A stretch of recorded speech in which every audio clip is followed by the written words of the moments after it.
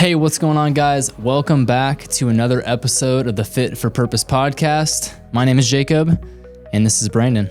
Yeah, on this week's episode, we are diving into desert island movement patterns. If we were to choose the top 5 favorite exercises that we were to do for the rest of our lives, what would they be? Yeah, so join us on this episode. Find out what movements we prioritize and what movements we think are the most important and have the best carryover to the rest of your life.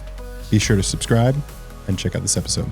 And if I could only choose 5 exercises to do for the rest of my life, what would they be? Like every movement we listen out is like some of the most like foundational, big 5 type movements that you would choose in a program.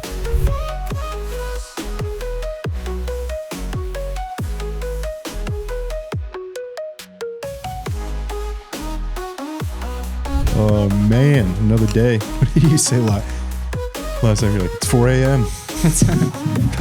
Man. I think that's got to be our new thing. It's like, all right, it's new. Well, today it's different because we're recording during the day. Yeah. But no one would know. Yeah, you can't tell. We're in a cellar. Oh man. 4 a.m. We're really out here, guys. The grind of the personal trainer life. The grind is real. The grind is real. We got sessions starting at 5:30, so we're here at 4 a.m. getting this done. Do you have you ever listened to Chris D'Elia, the comedian? Yeah, I have. Not in a while. Yes, it's been a minute, but he had this one podcast episode where he was like making fun of Mark Wahlberg because Mark Wahlberg had this like whole like fitness trend that he was just posting a lot about. I mean, I'm sure he still does, Mr. F45, but his whole thing was like, I'm just grinding. I'm up. And then Chris D'Elia was basically like doing his like day by day of like a week. And it was like every day he got up a little bit earlier. He's like, it's 2 a.m. It's 2 a.m. I'm getting to the gym. I'm getting my work in. Where you at? You're still sleeping in your bed. So, all right, it's Tuesday. It's 1 a.m. I'm here. I'm working. It's like, it's so extra. 1 a.m. I do remember seeing videos of Mark Wahlberg, like, it's like 3 a.m. He's like, yeah, he legit does that. Like getting up at 3 a.m. and like working out at 3:30 or whatever. Like, he's like one of those guys that like, have you seen this like thing? It's very trendy to make fun of where the dude's like, I've remapped the way that my 24-hour window works or whatever. He's like, I have 6-hour days. He's like, and then my clock resets. After 6 hours, my clock resets. And so now I have 4 days in one day. He's like, this is how I become like more efficient. You get 1 day, I have 4 days. Exactly. Okay. Exactly. It's like, you're not grinding hard enough. I'm out here making money and grinding entrepreneurship while you're still sleeping kind of thing. But that's the Mark Wahlberg thing too. Yeah. Oh man. Yeah. You see that. You get like ads on YouTube. Oh yeah. Yeah. And also like shorts and stuff. Funny Mark Wahlberg thing. I watched a training video where he's doing like an 80-pound goblet squat, but rather than like him in the gym picking up his own weight, he has like a gym assistant. And so he has this dude who's like not even as strong as him, like struggling to pick up this dumbbell and hand it to him. Is this for real? For real. Like, I swear you can find this. He's literally just doing goblet squats and it's an 80-pound dumbbell. And you watch this guy next to him, like he's like, Mark, I got your dumbbell, right? It's like, he's like struggling, like trying to get it up. Like Mark Wahlberg won't even pick up his own 80-pound dumbbell to squat it's like it. No wasted effort. If he spends effort picking up that dumbbell, then he doesn't give that set a good enough intensity. Come on, man. That's like blunting the grind. Blunting the grind, dude. Like half of your workout is freaking putting 3 plates on the bar and grabbing your 80-pound dumbbells. That's it, dude. It's like half like the your work. rest is just adding weight. Yeah. That's crazy. How can you do a whole movie called Pain and Gain about just pumping iron, but you don't pick up your own weights? Yeah. It's like, oh, put the plates on for me. I'm just going to sit here.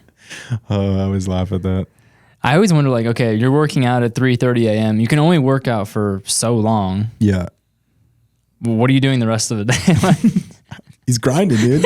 Just grinding. That's it. He hops on his private jet. He goes out to all his business endeavors and movie screenings. Yeah, goes to bed at midnight, gets up at 3. For what? Yeah, I don't know. At that point, I'm going to stop working out. Like if I have 4 hours to sleep, I think 4 hours of sleep is more important than like definitely the workout. Yeah. I don't know. Absolutely. I mean, I used to tell people that, like the place I used to coach at, and when I first started coaching, you know, I was on those like 5 a.m. classes. Oh yeah. But I used to tell people like, you'd be better off getting 2 more hours of sleep and showing up later, or like not Just working not out that day. Like if you're going to bed at like 11 or midnight and you're getting up at 4 a.m. to go do a 5 a.m. workout, like that's not benefiting you at all. No. You're just destroying yourself. It's like pure cortisol rush. Yeah, you're not. And then like 9, 10 a.m. hits and you're just like hit by a truck. Yeah, exactly. It's the worst feeling. But yeah, you're not getting like return on your investment. Yeah. Yeah. Yeah, I get up at 4 a.m. to work out just to like need a 3-hour nap later. Yeah. And obviously there's, you know, circumstances where, you know, you got work, you're a parent, you got to like get up before the other parent gets up or whatever, so that you can have your time and then come home and still be helpful or whatever. Yeah. But then it's like, okay, well now you know you have to get up. Now you need to go to bed. Yeah, you have to start from the end, right? With like, okay, when do I go to bed? Yeah. You can't be having 2 or 3 drinks in the evening and then going to bed at midnight and then be like, oh, I'm going to get up at 4:30 and do my workout, and like just cancels it out. I took care of it. It's like, I have a client, dude, that's always kind of in that boat. Like, and it's funny because like she's always sick. Yeah. Always sick. And like sick, not just like, oh, I got a stuffy nose. Like family's got a fever, or we got strep throat or something going on. And once a month. And yeah, but then it'll be like, oh, you know, I was up at 1 and the kids were up, and so I was up, but then that night also we went out to dinner and we were having some drinks, and it's just like, we need to like kind of tap into this a little bit. Like, we need to reassess. We need to reassess a little bit our life choices here. Yeah. You make some different decisions. For sure. Yeah. Yeah, because your goal, I mean, you want the most out of your training. You want to honor the time, all those kind of things. So, and like, that's pulling the thread. That's what we talk about all the time with, you know, with this podcast and with our, you know, consistent message in general is like, fitness is that vehicle. Yes. Because if you start prioritizing that workout, that 1 hour workout every day, and not just prioritizing it in that like, oh, I'm just going to do it, but prioritizing it in the sense that like, I want to show up with energy. I want to do a good job. I want to make progress. That you can't do that unless you start extrapolating out to the rest of your day and thinking about when you're going to bed, thinking about what you're eating, thinking about the decisions that you're making. So that's why I love that. Like, you know, fit for purpose is like, fitness gets your foot in the door and then it starts to open your perspective up to like all the other decisions that you're making in your life. Yeah. It very much becomes that like fork in the road, because, you know, it's like you're either going to start changing all of those aspects and making your workouts important, or you have the folks that they kind of shell up and they don't want to, you know, if it's feeling like they're giving up something or whatever it is, or adjust all of this lifestyle stuff. So now their workouts fall off and then they're like stuck in that cycle. Yeah. But it is that, I mean, it's, if you're actually pursuing something like wholeheartedly and committing to something, then kind of without question, without thinking, you'll notice like those other layers begin to change. Like you're saying, you're pulling the thread, and then one thing after the next, you're kind of eating a little bit better. You're going to bed a little bit sooner. You're doing all these things. And I think when people think about fitness, they think it has to be, I have to bite off all these things at one time. Like I've got to just be able to like figure everything out at once. And it's actually a lot easier than that. You just got to take a step in the right direction. Yes. So, but yeah, one step in the right direction. And once you have direction, then that gives you perspective on every decision that you have to make. yes. So if I don't have a direction that I'm moving, then when I have to make a decision, there's nothing to weigh it against. It's like, oh, should I have this bowl of ice cream? Why not?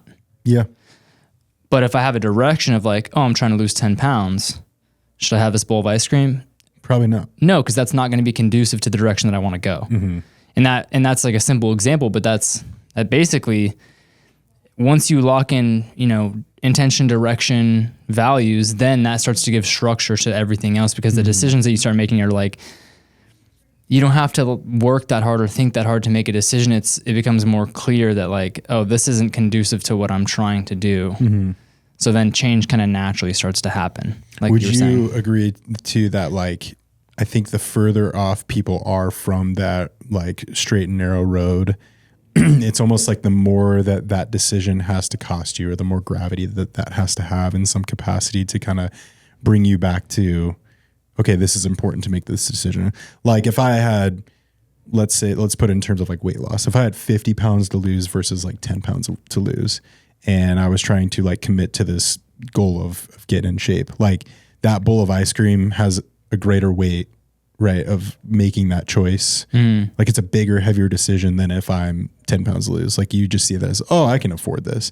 Does that make sense? Like, yeah. So in terms of it, what I'm saying, like it has to cost you something. Like, you know, if you're paying out of pocket for a trainer, and that's a premium charge, and you know, okay, that is costing me something, and that's what's keeping me in line, because I know that if I fudge this up, like that's money out of my pocket, is kind of what I meant. Like you have to make that investment for it to be worth something, and or be someone that is like so far off from getting on track. Yeah.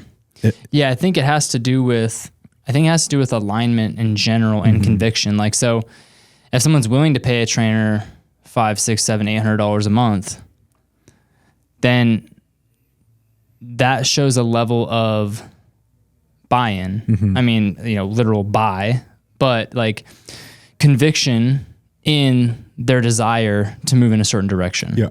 Right. So then that creates more alignment, and they become less scattered and less distracted. Right.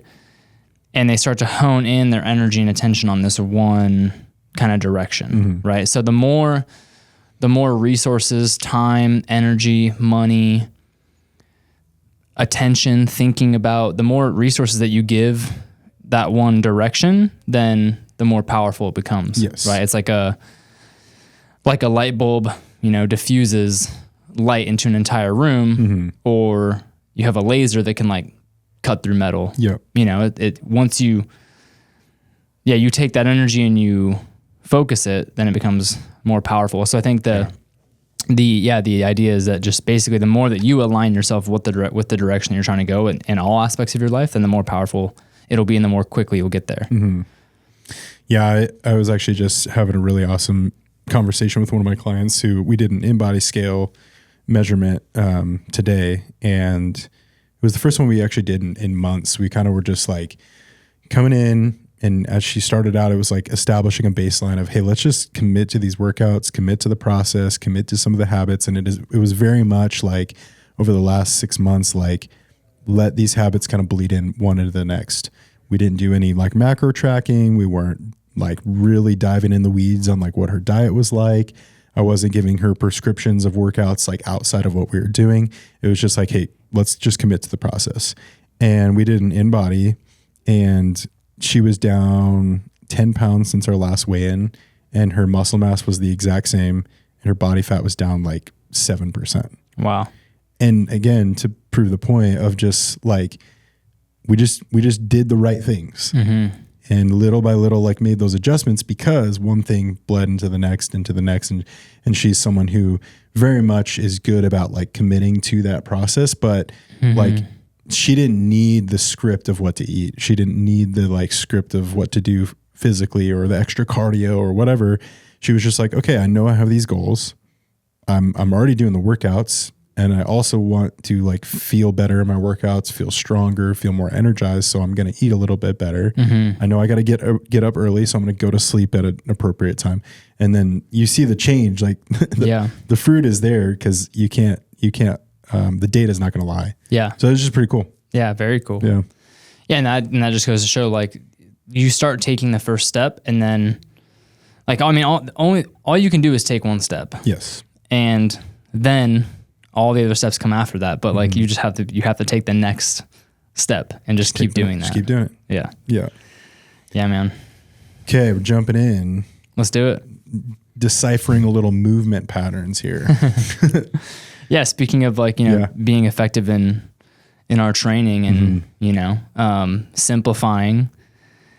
Yeah. I think pretty cool premise today. It should be a fun one for us to kick around. Yeah. And I think it's appropriate because there is kind of like, I don't want to say like the perfect way to train, but I think there's like a right way to train. If our goals are centered around being strong, capable human beings that move well, functionally capable, like into our later years, not just now, like thinking about exercise in the grand scheme of what is my health big picture and not just like body composition, etc. Aesthetics. Yeah. Absolutely. Yeah. Being well-rounded, being capable, Yeah. pain-free, right? These are, at least, with my demographic of people that I train, mostly 40 plus, 40 years of age and up, and, general population people who just, are living their lives, have kids, families, work, their main focus is on feeling good, being capable, being pain-free, and maintaining that for as long as they can. Right. So yeah, I think that's kind of both of our perspectives when it comes to fitness in general and how we coach people. Yeah. So today we're gonna throw out, and we have different lists. Yeah. And I think this is personal, right? Not like what we're allowed to like coach or give to clients, but me personally, as a person, if I could only choose 5 exercises to do for the rest of my life, what would they be? And same for you. If you had to choose 5. And that's outside of like walking, running, stretching, mobility stuff. Like this is like resistance training exercises. So lifts basically. Yep. 5 exercises. These are the only exercises you can do for the rest of your life. So we're looking for exercises that have the best carryover, the best all around like stimulus for the body, cover the most bases as far as movement patterns go and muscles worked. Yep. Yeah. So. Yeah. And I think I was just thinking in my head, because we discussed these movements pre-show, they're all free weight. Yes. Like, and I was thinking about that. I was like, oh, could we have thrown like a machine thing in there or not? But I think when you think about return on your investment, like we said, we want to be able to move well, feel good, be healthy, not hurt. So I think that's just important to know. Absolutely. Yeah. I mean, in general, especially if you're limited on movements and you're limited on time, like doing free weights is going to have the overall best just application to your life, because when you're doing free weights, your body has to organize itself in space with this object. You have to be like intelligently connected and paying attention to what you're doing. Whereas on a machine, you can kind of, the idea of the machine itself is that it kind of locks you into position. Yeah, it's doing a lot of the stability for you. Exactly. Yeah. So we want these exercises to translate to real life, so that again we can be capable, pain-free, and strong for a long time. Yeah. All right. Okay. You first. Me first? Yes.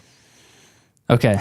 I think there's 1 or 2 that like I'm still undecided on. So we'll get to those later. So I'm gonna throw out one, right, and kind of talk about why, and then you'll throw out one. Okay.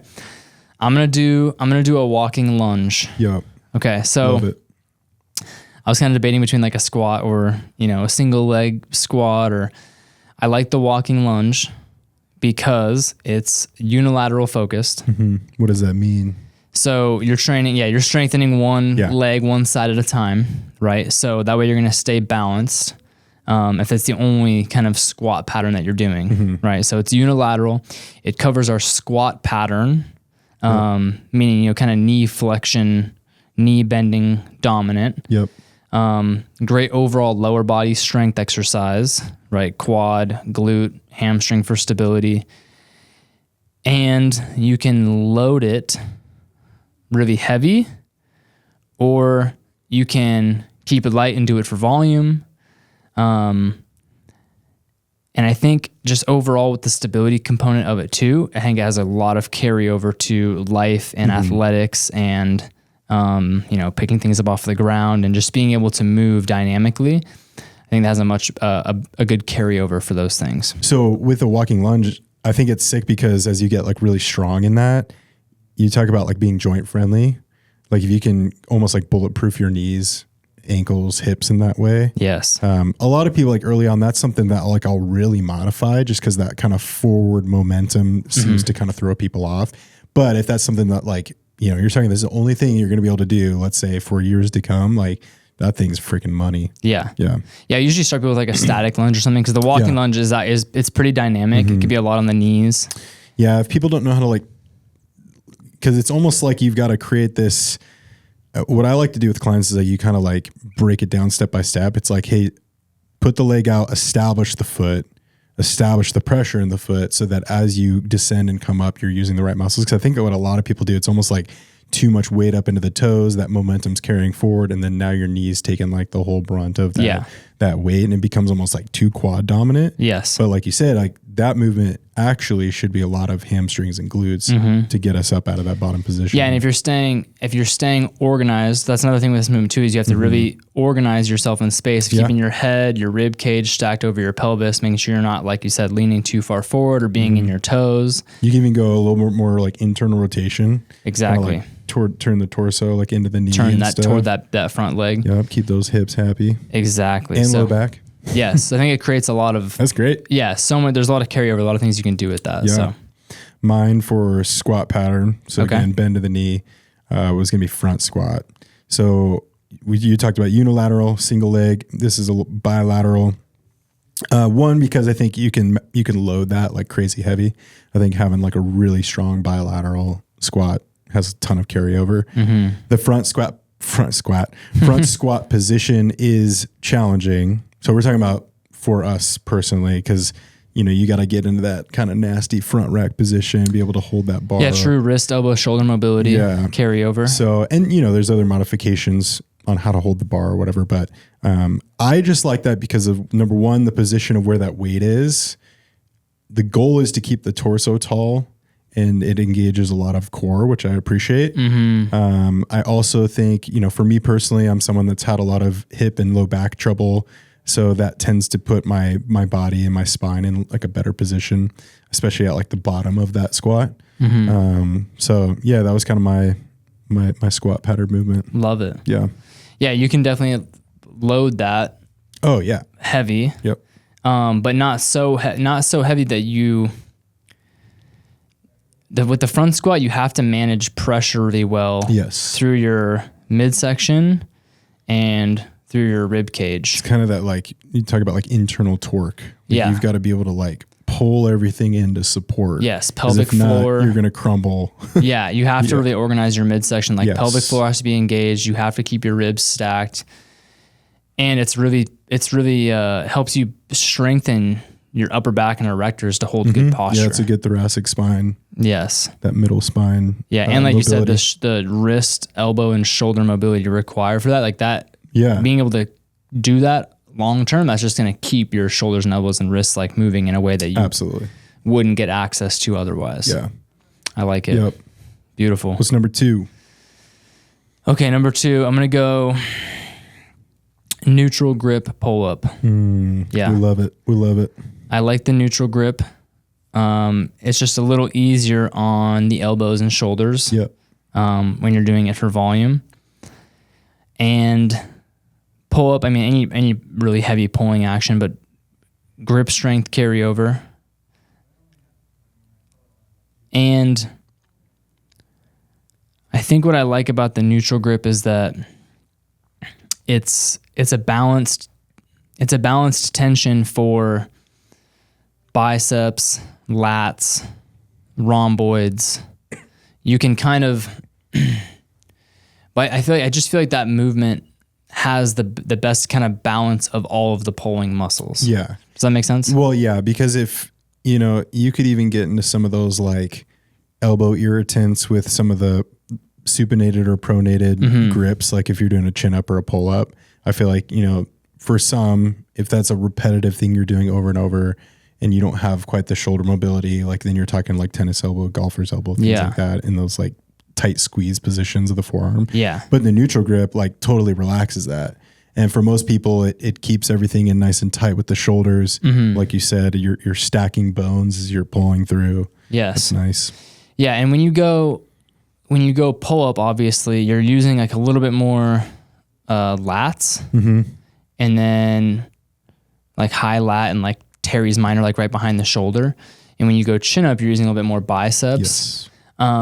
So I just feel like that neutral grip gives you a good blend of kind of like all of your pulling muscles.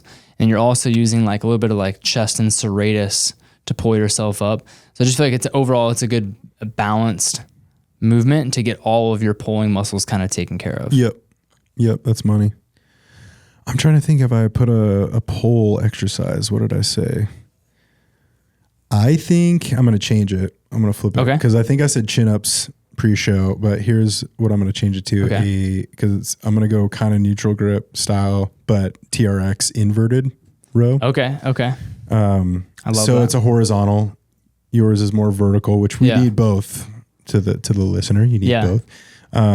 But I think that's something you can actually like I've done stuff where I've elevated the feet. I've put like a weighted vest on. I've put a med ball on my lap and just gone like crazy heavy with those. Or you can also just like rep it out. True. And I'm just thinking about, for me personally, I probably would have success more long-term staying like here versus getting up and overhead. Yeah, that's where it becomes tough, like only picking the 5, but I know. I would say like my poll, because I think that's a very important movement pattern, would be that. And the TRX is super friendly because it can kind of rotate with the shoulders. Yes. Oh yeah, true. You can rotate it. Yeah. Dang, maybe I should switch mine. Ooh. I you have those, you got those like neutral grips that you can wrap around the pull-up bar. Yeah, I was gonna say, I didn't even think about the shoulder rotating, but I like a ring pull up. Mm-hmm. A ring pull up is money because you can. It's neutral. Yeah, but you could also rotate it if you want. It's like more of a chin up or more of a pull up. Mm-hmm. But maybe that's kind of cheating. Yeah, you gotta live with your thing, dude. Okay, I'm gonna go pull ups on the rings because then you got it's variety. Your funeral. Yeah. Just kidding. Then you got variety. I like that. Yeah, that's good. Okay. All right. Number 3. I went pull, you went row. Yep. Okay, we're gonna go. Shoot, yeah, this is one of the ones I was a little bit undecided on. Okay, I'm gonna go barbell Romanian deadlift. Yep. That's a banger. Yeah. Build some big glutes. Yeah, glutes, obviously pretty hamstring dominant. Yeah. I think there's gonna be a lot of carryover for the low back and posterior chain that I'm not gonna get with the walking lunge. Mm-hmm. So yeah, that's what I'm going with. Yeah, the walking lunge kind of mixes maybe a little bit more anterior, but that's just direct posterior chain. Yes. Yeah. Exactly. A lot of hamstrings, a lot, again, glutes, low back, erectors. Again, another like really good like pulling, like back stimulus, keeping those shoulder blades down and back, getting work in your rhomboids and even your lats a little bit, like holding that bar in a good position. Obviously, it takes skill and awareness to organize a nice long spine as you go through that hinge. And then, you can do it heavy, or you can do it light and more explosive. And I think that also translates over to athletics and explosive movement pretty well. So that's definitely like a concern for me, not a concern, but like something I'm taking into account is the ability for it to translate over to like, moving dynamically and being able to like run, jump, sprint, things like that. So I love it. I think that's going to give me a good heavy stimulus and also, just carry over full body. For my hinge movement, I was thinking RDL, but single leg. Yeah. Because I did the bilateral squat, I wanted still something that was single leg work.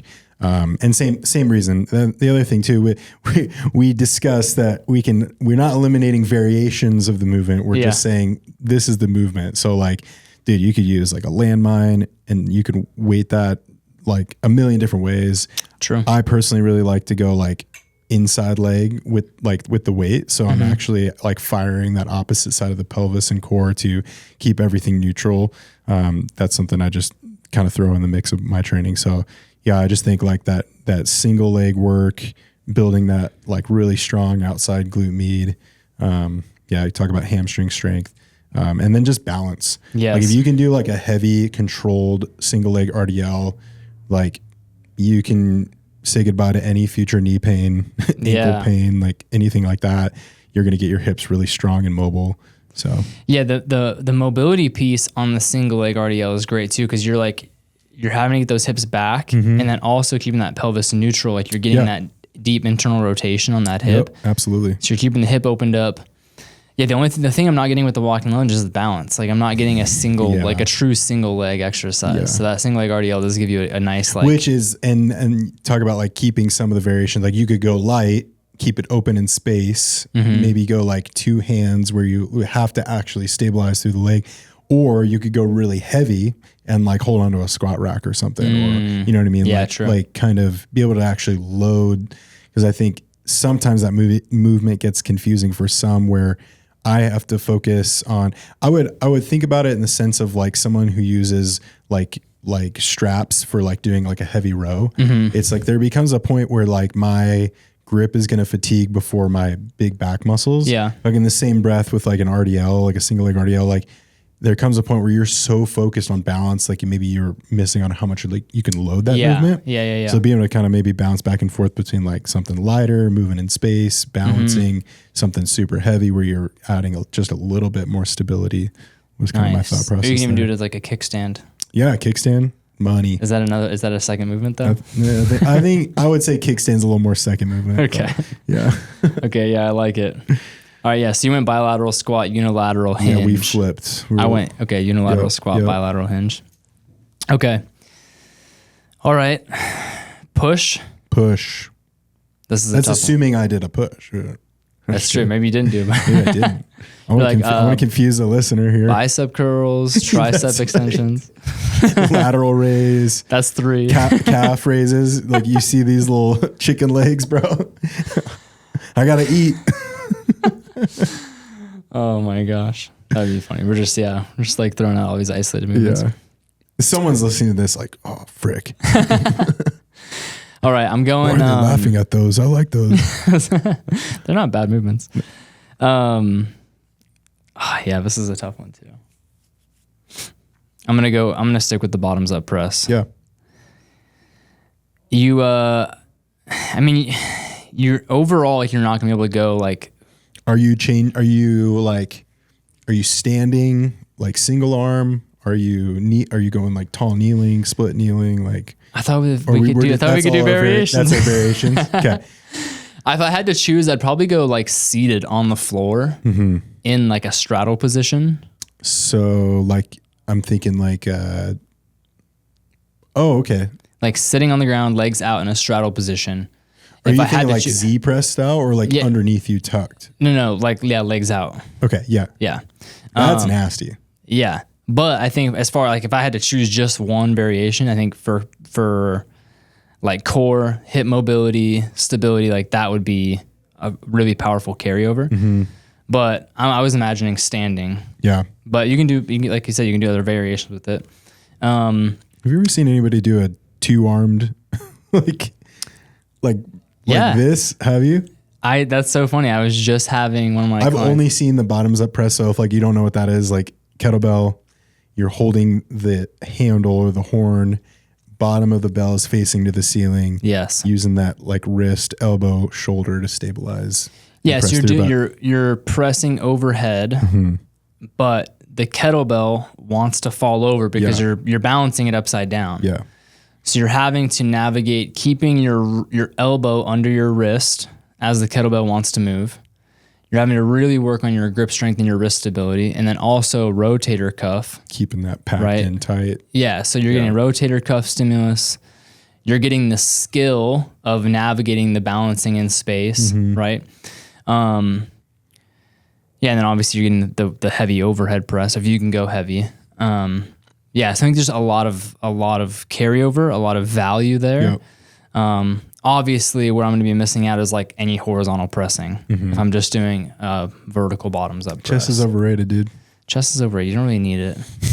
Like, why are we doing the bench press at the combine, dude? Like, seriously. I mean, if you're an offensive lineman, maybe beneficial, but we got receivers benching 27 reps of 225. That's pretty impressive. That is actually very impressive. That's crazy. But I think you're talking about staying healthy, staying functional, longevity. Yeah, shoulder health. That's money. Yeah, overall ability. I think there's going to be a little bit of a trade-off, like not being able to, like a barbell bench press, like you're going to be able to move a lot more weight, right? And get like a more of like a intense stimulus for the nervous system with that. But I don't think the carryover for something like that is going to be as high for like everyday life, Totally. keeping your shoulders healthy. Yeah, because like I'll do programs where I'm for 10 weeks benching heavy, and it sucks. Like you like it's fun. You obviously progress, but you get to the end of those phases and you're like, I need to take a break. Yeah, because it's just like kind of damaging my shoulder. Like if you're going over and over and over, 8 to 12 weeks of like, it doesn't matter how good of a bench presser you are. Like every power lifter, every strongman, every like whatever, like they're gonna tell you like you should back off that from time to time. Like yes, you got to do some other work. Yeah. Your shoulder's meant to move like.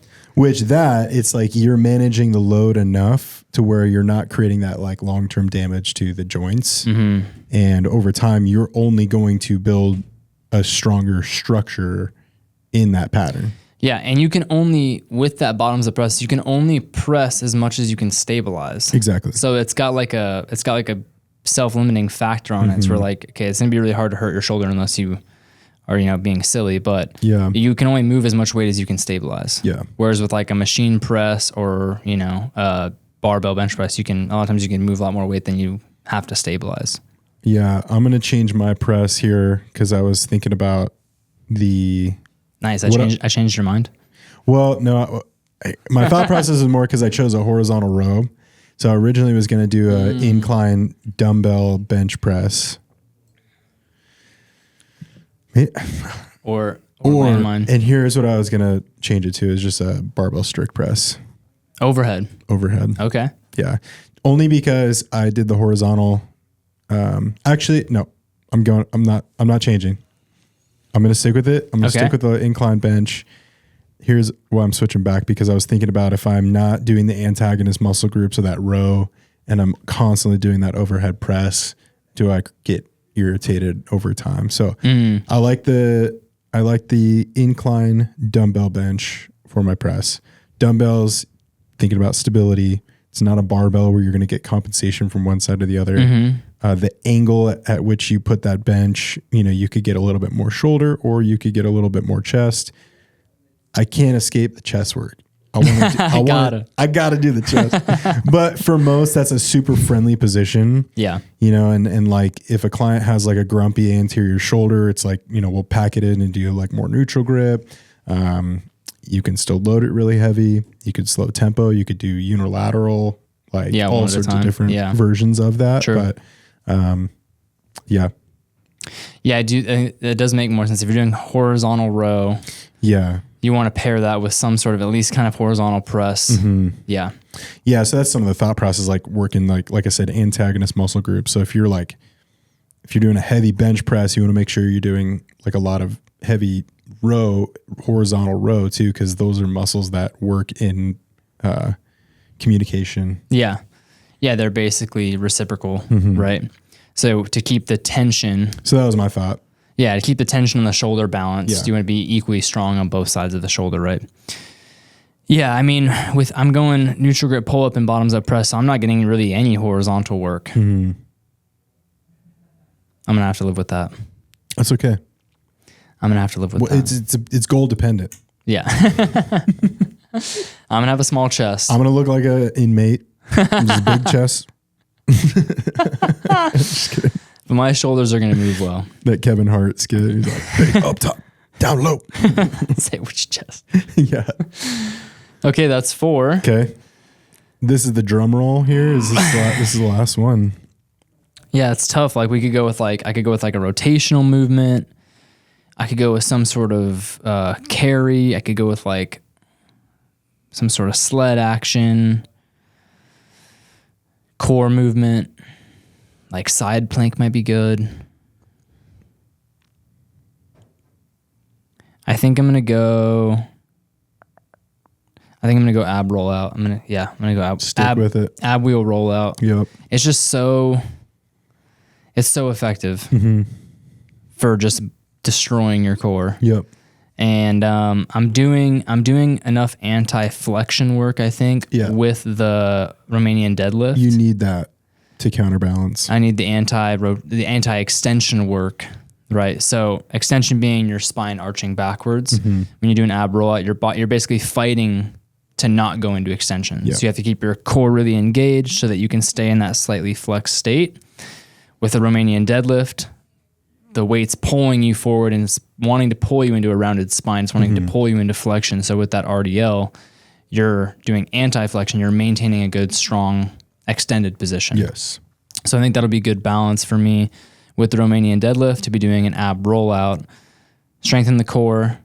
I mean, even through the arms and shoulders a little bit too, but then that really powerful anti-extension work. That's great, dude. I think that's what it is.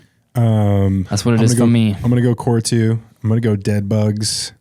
I know that's a movement that like kind of gets lumped into this is just the PT exercise for your disc injury of your low back, but I think they're really beneficial. I think it works a lot of your hip flexors. I think it has a little bit of that anti-extension work to it. You know, if you're actually doing a quality job of keeping your pelvis neutral, keeping your low back against the floor, you can weight it like a bunch of different variations. That's true. You can do a lot of variations with that. Yeah. Like you could even get overhead with some weight here where you're working on, you know, some thoracic and lat stability or lat mobility, getting that stretch.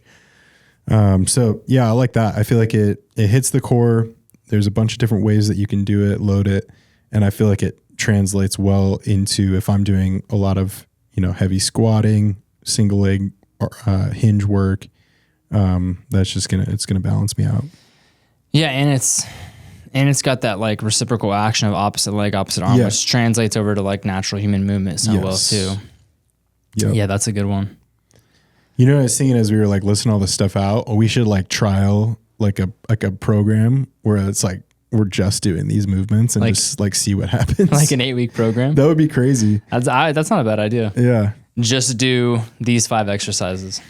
Yeah. I mean, I'm trying to like figure out like how that would, you know, because you could only do like a few days a week of that. Like, right. Like you couldn't train all of those every single day. Like if I were to do like a 5-day a week thing or whatever, probably do 3 days. I'd probably do every movement 3 days a week. Yeah. With different loading. Yeah. Yeah. Yeah. You could do like one with like some tempo, one with like some positional work, and then one super heavy or something like that. Yeah. You could do I would do like tempo work, then maybe like some hypertrophy and then like a heavy day, something like that. Yeah. It would be interesting. Yeah. I'd be curious to see like how my body responds and like if I get any aches and pains or things that are irritated or like maybe I just feel freaking amazing. Yeah, maybe that's the secret. Maybe we're making it too complex. Too hard. But honestly, I think this is valuable because I think like to what you just said, I think people like they see exercises, like selection of exercises, and they think like novelty has the best carryover. What I mean by that is like, oh, this movement looks really hard and challenging and complex. And different. I've never seen it before. Yeah. So it's going to have like way more bang for its buck. Yeah. Totally not true. Like every movement we listened out is like some of the most like foundational, you know, big 5 type movements that you would choose in a program. And then the other thing I was going to say is like it doesn't equate to like credibility that you're just seeing a bunch of like crazy things done. Like, yeah, we're talking about like, we're coaches who coach people every single day, from young, like teenagers to 60 plus, 70 plus years old. These are the movements we'd have any one of those people do. Yes. Yeah. And yeah, I would give all the movements that you said that I said, I would give all of those obviously with regressions as like a foundational, you know, kind of program to anybody. Yeah. And obviously they're going to need regressions, but yeah, I think the simple things done well is what really moves the needle over time. Yeah. The other thing, I kind of lost my train of thought. What I was trying to say is that a lot of people think that when I'm following a program, there needs to be more variety. Like within the program. Oh, I've been doing the same things for the last 6 weeks. Like, and my response would be good. Yeah. Because keep going. Like fitness is a skill and you can't build adaptation around something that you're not doing well. So if you're constantly changing the movements over and over and over and over, you're not going to learn how to do those well. Yeah. So then you're not going to get a good stimulus and then you don't get a good return on what value that movement's bringing you. So I think that's why like I posed the idea of just like what would happen if you did a 5-week, 6-week program of just 3 days a week, the same movements, and like how does the body respond to that? Because I think it would be valuable, and the listener or the person who's like pursuing a program to just say, hey, I did this for 6 weeks. Here were my results. You see those videos of like, I did push-ups for 100 days straight, and it's like the time lapse of how their body changes. Like, hey, you look shredded. You know what I mean? Yeah, absolutely. Yeah, commitment. I think, a lot of people will jump in a program and do 2, 3, 4 weeks and then like look for another program. They're like bored. Yeah, they don't finish it. It's a 12-week or a 16-week program. They don't finish it. They move on to something else. It's like you didn't get deep enough into it to actually get the benefit. Yes. It'd be like reading a book and like getting like 30% of the way through it and be like, okay, I kind of get the gist. I'm going to go read something else. Like, how much of that did you apply? How much of that actually created life change? What did you actually gather from that and apply to your life? Yeah. So I think if you're changing your exercises every 2, 3, 4 weeks, like you're not actually seeing any real substantial progress in the movement before you move on. And then you end up just kind of spinning your wheels and staying in the same place. Yeah. Like thinking about like my squat pattern, I chose that front squat. Like I've been trying to get good at a front squat for 10 years. You know what I'm saying? Yeah. Maybe longer. Like since high school, started lifting weights in football. Like absolutely. And that's still something I know I've got areas that I can improve on. So, just breaking it down to that. What's funny is like a good coach almost figures out this way to like subtly trick the consumer without them knowing. It's like, I'm taking the same 10 movement patterns and just feeding it to you in a unique variety where you feel like you're getting something different out of it, but you're actually just doing the same thing. Slightly different variation, you know what I'm saying? Like, slightly different loading patterns. Maybe, one program you're doing like upper lower split, the next program you're doing full body split, but you're like, again, you're repeating so many of the same foundational structural movements. Yes. I think I am interested to like put together a program that's like, 4 to 6 movements and just do that 3 days a week with different loading and see how my strength on those movements changes. Oh yeah. Over like 6 to 8 weeks. And even how it maybe translates into some other stuff. Yeah. Like if you just did like 3 days a week of RDLs and then you went into like a trap bar deadlift or like a straight bar deadlift, how does that translate to like your pull strength? Yeah. Like, could you rip off like 20, 30 more pounds off the floor? That'd be kind of crazy. Or if I just do bottoms up press for like 6 weeks, like, and then you go to like a strict, like normal overhead. Yeah. Or I go to bench, like what's my bench press going to be like after that? What is hard is in some capacity, like strength is trained, right? So it's like if like a bottoms up, like you're going to be doing less of a stimulus because of what your ability is to stabilize that weight. So like, but I mean, you're someone who has a lot of strength in that movement. So for me, I feel like if I just did bottoms up, because I'm pretty weak in that, I would probably lose a lot of strength in like an overhead press.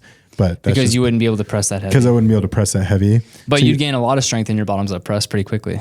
Yeah. I bet you would. Yeah. I bet you could go from like 35 to 70 pounds in like 6 weeks. Maybe.